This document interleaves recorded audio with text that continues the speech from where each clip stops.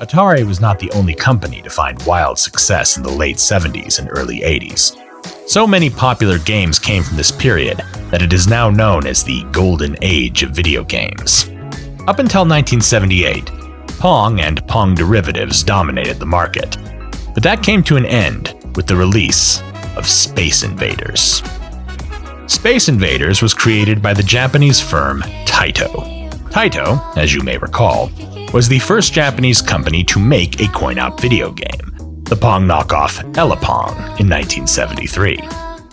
They, like many companies, made Pong derivatives throughout the 70s, but they also experimented with other genres and found some success doing so. Their 1975 game Western Gun, a top-down shooter with a cowboy aesthetic, was released in North America as Gunfight and licensed under Midway, a subsidiary of Bally. They also found some success with the racing game Speed Race, also released in North America under Midway in 1974. Taito's video game division was largely the product of one man, Tomohiro Nishikado, an electrical engineer who joined the company in 1968.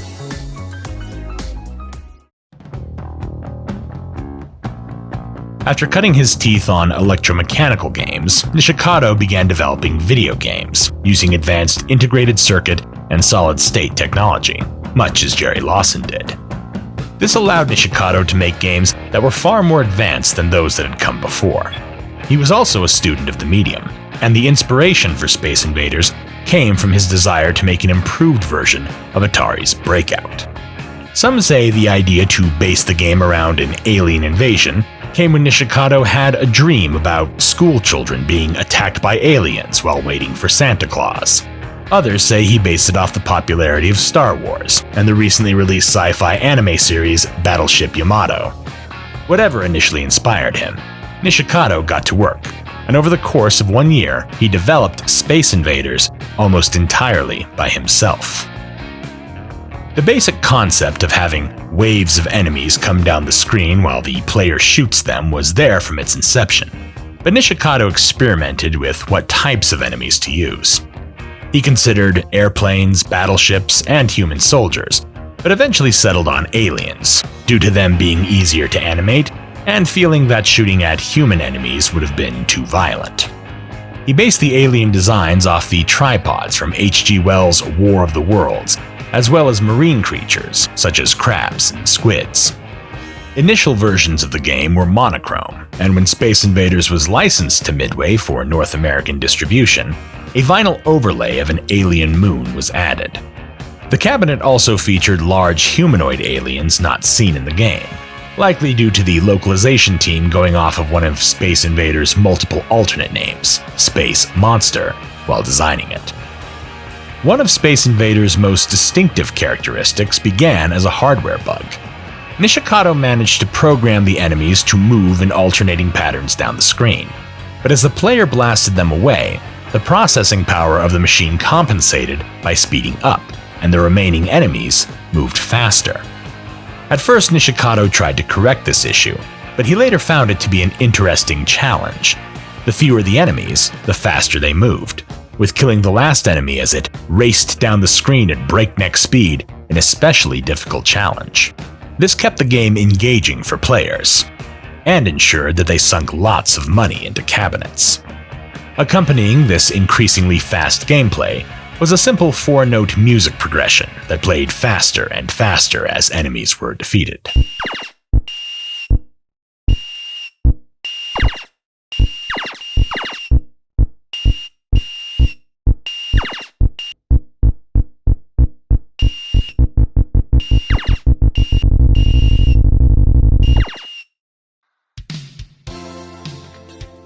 The game launched in Japan in April of 1978 and was an immediate success. By the end of the year, over 100,000 cabinets had been installed just in Japan, and the revenue from these machines, just in 1978, totaled the modern equivalent of almost $3 billion. By the end of 1979, over 400,000 cabinets had been installed in Japan, some in specialized arcades that only carried Space Invaders. At the height of its popularity, 8 million Japanese people played Space Invaders every day, with the cabinets bringing in the modern equivalent of $50 million daily. Demand for the game was so high that it temporarily caused a nationwide shortage of 100 yen coins. Seeing the runaway hit it was in Japan, Taito quickly licensed the North American rights to Midway, and it proved to be just as popular overseas.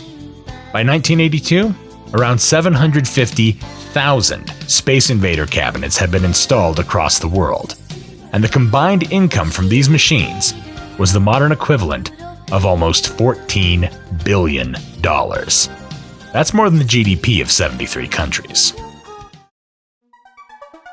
Just as Pong inspired a host of ball and paddle games, the unprecedented success of Space Invaders spurred an entire generation of shooters. Some adhered very closely to Space Invaders' original formula. There was Mooncresta, developed by the Japanese yacht company Nichibatsu, and Ozma Wars, the debut game of Shin Nihon Kikaku, or SNK. 1979's Galaxian and its 1981 sequel Galaga are generally regarded as the best of the Space Invader derivatives to come from this period. Both were developed by the Nakamura Manufacturing Company, or Namco. We'll be hearing more about them soon. Other companies took the shooter genre in more creative directions. In 1979, Atari released Asteroids, which allowed players to freely move about the screen as they shot at the titular astral bodies. It played quite similarly to Space War, complete with realistic zero-G momentum. The game also used vector graphics instead of the raster kind used on most games up to that point. This made Asteroids run very smoothly, though at the cost of making individual machines more expensive to maintain. Atari also used vector graphics in their tank simulator Battlezone and shooter Tempest, both of which are among the earliest examples of 3D graphics. Space shooters became so popular that sometimes they weren't even set in space. In 1980, Atari released Missile Command, which put players in charge of a missile defense system as it tried to protect 6 cities from an endless barrage of enemy bombs. Namco's Xevious, released in 1983, brought the shooting action to Earth and featured graphics far more colorful and detailed than almost anything that had come before. There were even fantasy-inspired shooters, such as 1981's Centipede, also from Atari, which put players in the role of an elven wizard as they fired bolts of magic at a centipede as it slithered through a forest of mushrooms. A very clear trend was developing. Video games were becoming more intense, more frenetic, more violent. The staid action of Pong was out, and the shooter, space or otherwise, was in.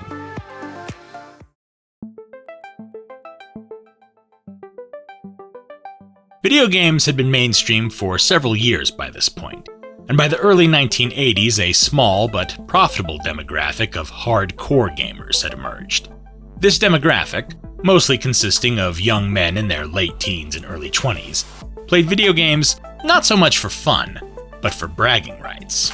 And the catalyst for this shift was the high score. Ever since Computer Space, most arcade video games had some kind of scoring system. Computer Space awarded players with a free game if they managed to outscore the computer in a set period of time, and 2-player games like Pong were usually designed to end once a certain score threshold had been reached. But it wasn't long before video games started treating the earning of points as an achievement in and of itself. 1976's Seawolf, developed by Atari's old partner Nutting Associates, was the first video game to use the term high score. Whenever a new game was started, 2 numbers would be displayed at the bottom of the screen, one for the player's current score and one for the high score, the most points ever achieved on that particular machine. This simple inclusion was an ingenious bit of indirect motivation. Rather than playing the game solely for personal amusement, players began treating it as a challenge. They didn't play for fun, they played to beat the high score.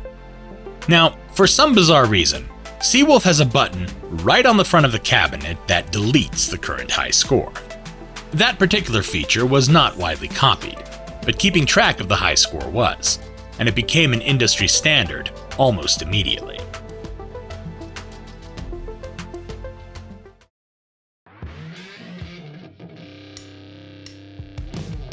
Space Invaders, like Seawolf, displayed the high score alongside the player's current score, but the real sea change came with 1979's Starfire.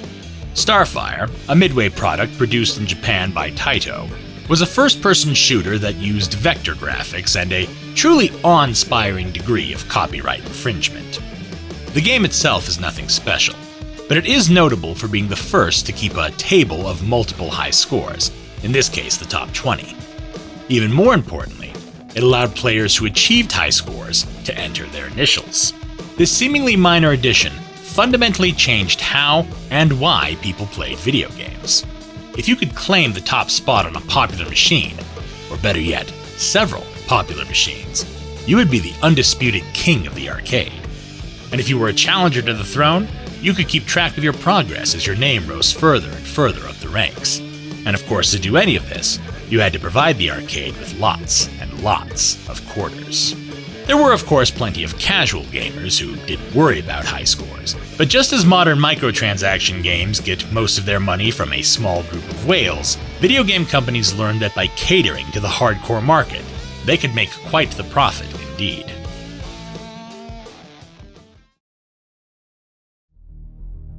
The game perhaps most emblematic of this shift was 1981's Defender, released by Williams Electronics, a pinball manufacturer that had previously made the Pong clone Paddle Battle. Unlike most shooters, Defender had side-scrolling rather than top-down action, with the player actively moving towards enemies rather than waiting for enemies to come to them. In addition to blasting alien spaceships, the player had to rescue, or at least defend, several human bystanders scurrying across the ground. If the aliens succeeded at capturing these humans, they became much more powerful, and the game itself became practically unbeatable. Not that the game was easy to begin with. The action was fast and frenzied, and the gameplay intentionally difficult, designed specifically to challenge the most hardcore of players. Defender was so hard that when it premiered at the Music Operators of America, or MOA trade show in October of 1980, most attendees died within seconds of starting a new game. Most on hand considered Defender far too extreme to be profitable. It went on to become the 7th best-selling arcade cabinet of all time. The future of the industry was clear: make shooters. The harder and more intense, the better. But over at Namco, a young programmer named Toru Iwatani had other ideas.